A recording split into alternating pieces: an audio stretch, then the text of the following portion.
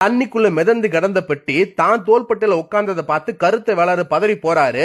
என்னமோ ஏதோ நல்லதோ கெட்டதோன்னு தெரியாம கரை ஏறி வந்ததும் கரை மேல கருப்பம் பெட்டிய கருத்தை வேளாறு இறக்கி வைக்க பாக்குறாரு.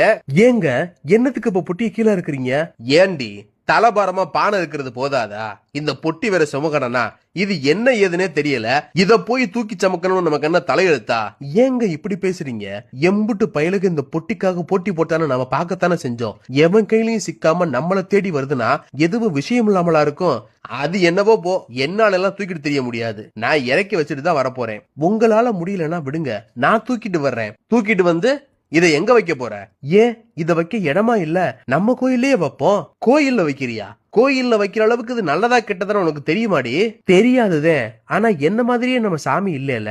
அது மேல பாரத்தை போட்டு கொண்டு போய் அங்க வைக்கிறேன். நல்லதா இருந்தா அதை வச்சுக்க போகுது, கெட்டதா இருந்தா 2 பூதத்தையும் விட்டு எல்லையை தாண்டி தூக்கி எறிய போகுது. அது பாத்துக்கிட்டுமே.